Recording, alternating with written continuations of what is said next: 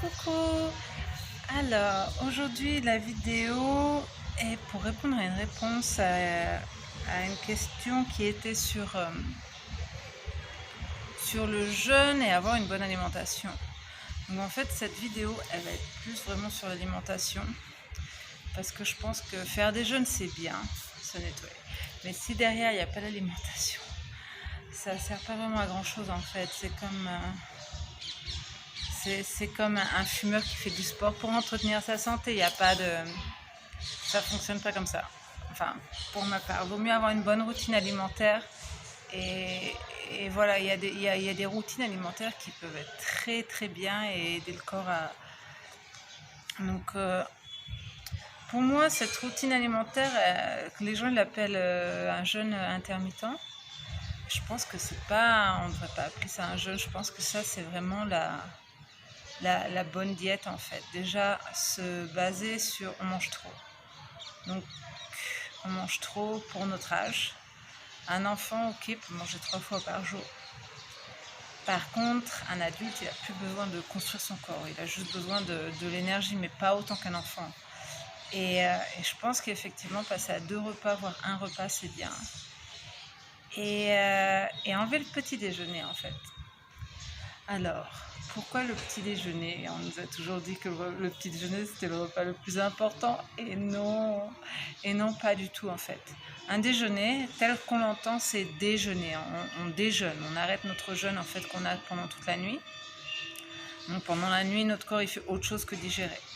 Parce qu'après, le moment où on va commencer à manger, notre corps il va digérer. Et puis en fait, on mange tellement qu'il fait que ça. Donc notre corps, il a plus le temps en fait de faire les autres choses qu'il sait faire lui-même en fait. Se rebalancer, nettoyer, voir ce qu'il a expulsé, parce qu'on mange pas toujours sain, tout. Et en fait, ouais, on ne lui donne pas vraiment l'espace pour ça. Donc en fait, le fait de ne pas prendre son petit déjeuner le matin, ben, ça va aider à ce que le jeûne soit à prolonger en fait ce jeûne et à aider notre corps à se détoxifier, à se nettoyer encore plus.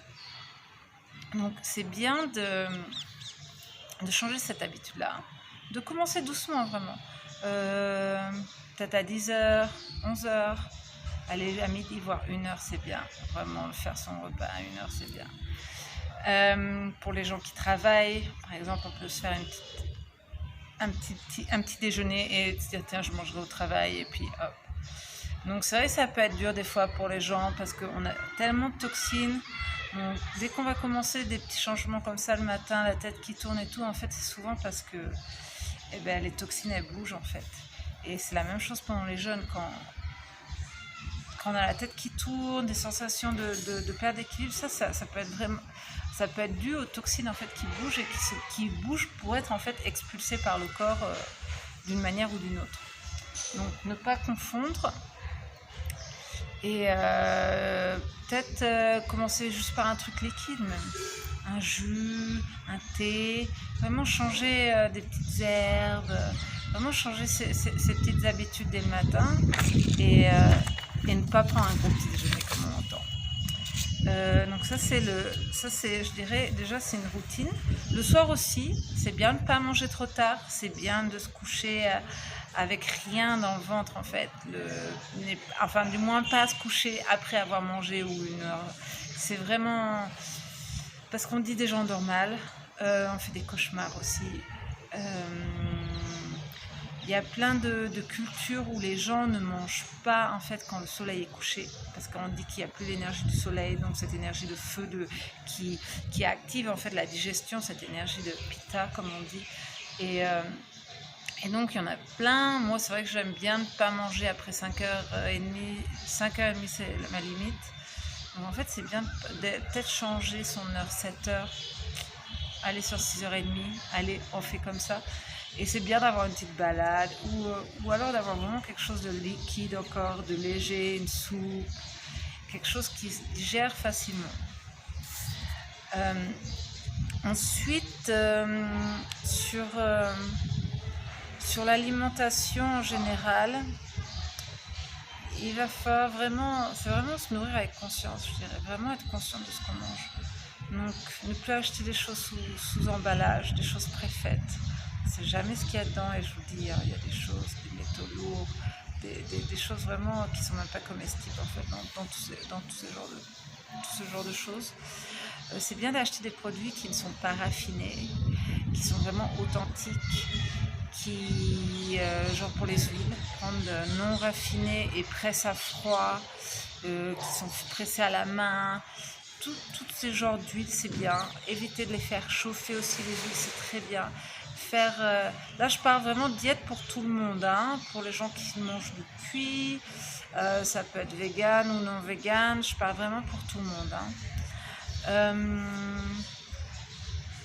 Donc vraiment, utilisez des produits dans leur authenticité tels qu'ils sont. Cuisinez vous-même. Alors, cuisiner plus à la vapeur, tagine, c'est bien aussi. Je me rappelle, j'adorais cuisiner dans des plats en terre et tout.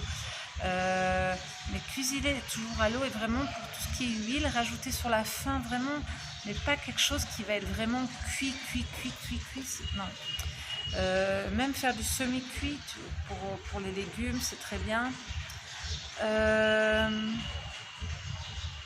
Quoi d'autre? Donc après, il y a tout ce qui est aliments. Alors, il y a différentes diètes. Donc, il y a les diètes sans mucus, comme on dit. En fait, il y a des aliments qui créent la formation de mucus dans le corps, ce qui fait qu'en fait, on devient malade. En fait, pour moi, je le vois vraiment comme ça. C'est quand on a du mucus qui se forme, donc ça peut se former à n'importe quel endroit du corps. Et ça va faire un déséquilibre et ça va créer une maladie. Et à ce moment-là, en fait, on va donner un nom à cette maladie. Donc en fait, il y a vraiment des aliments qui ne créent pas de mucus, il y en a même qui les détruisent. Il y en a qui... Ouais, il y a des aliments qui créent du mucus. Donc tout ce qui est amidon, patates, ça crée énormément de mucus. Le riz aussi, je trouve. Faut vraiment regarder en fait, vraiment regarder la liste des aliments. Je ne vais pas tous les citer, ça va être long. C'est comme il y a des préférences pour le lait, tout ce qui est lait de chèvre, plus que lait de vache. Faut vraiment regarder. Donc, il y a la diète sans mucus et il y a la diète alcaline. Donc, quand vous avez un corps alcalin, en fait, vous avez moins de chances qu'un virus ou des bactéries survivent dans un corps alcalin. Donc, il faut vraiment regarder ces deux diètes. Après, il y a le Arnold Ehret. Il y a le Dr Robert Moss et le Dr Sebi. Ça, c'est les trois en fait que j'ai vraiment découvert après avoir fait moi-même mon travail sur mon chemin avec moi-même en expérimentant et tout. Et en fait, quand j'ai commencé à les lire, c'est vrai que là, je me suis mise vraiment à vibrer de l'intérieur. Je me suis vraiment sentie waouh, ils ont mis des mots sur ce que j'avais pu observer.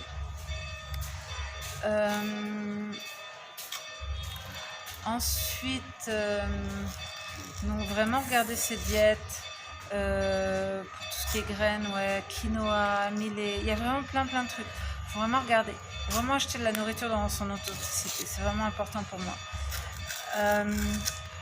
Ensuite, il y a aussi la manière de manger, vraiment mâcher ses aliments, vraiment.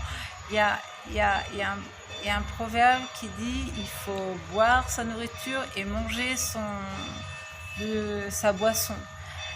Et c'est ça en fait, c'est vraiment on savoure, il faut vraiment que ça reste un moment dans sa bouche en fait. Et la digestion elle commence vraiment ici, ça c'est sûr. Il faut que ce soit vraiment mélangé à la salive et ça aide vraiment à avoir une bonne digestion. Je veux dire, aller aux toilettes tous les jours, c'est même boire 2 fois par jour, c'est la normale. Hein. Après, c'est qu'il y a vraiment un problème. Donc pour moi, ça, c'est vraiment la base de vraiment manger bien. Et si on se tient ça à une routine, vous arrivez à changer la routine dans votre famille ou pour vous-même, c'est parfait. Avant de faire des jeûnes et des jeûnes. Alors vous pouvez faire des jeûnes et des jeûnes et des jeûnes et des jeûnes et des jeûnes, ça sert à rien, c'est pour ressalir par derrière, encrasser les choses. Ça m'arrive aussi. Hein. Des fois, je suis là, je fais allez, on voyage, ou j'ai un petit coup d'émotionnel qui me prend dessus, qui me prend par là, et je fais un petit craquage. Voilà quoi. Après, on va pas non plus être super strict et tout, et on a des petites faiblesses, mais c'est vrai qu'il faut vraiment essayer d'avoir une bonne routine, et je pense pour moi c'est vraiment le plus important.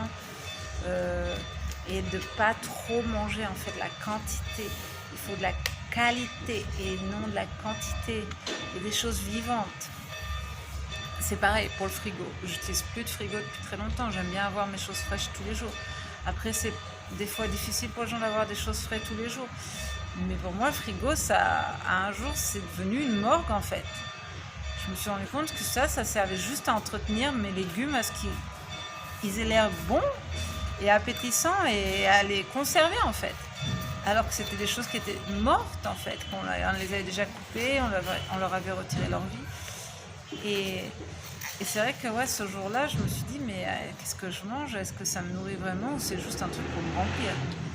Et j'ai l'impression qu'en fait, on a plus l'habitude de s'être nourri pour se remplir, plus que quelque chose qui nous nourrissait vraiment énergétiquement et sainement. Je veux dire, quand on a envie de dormir après avoir mangé, je me dis, mais attends, on mange pourquoi? Pour avoir de l'énergie normalement et pas pour dormir. Donc là déjà, on a trop mangé.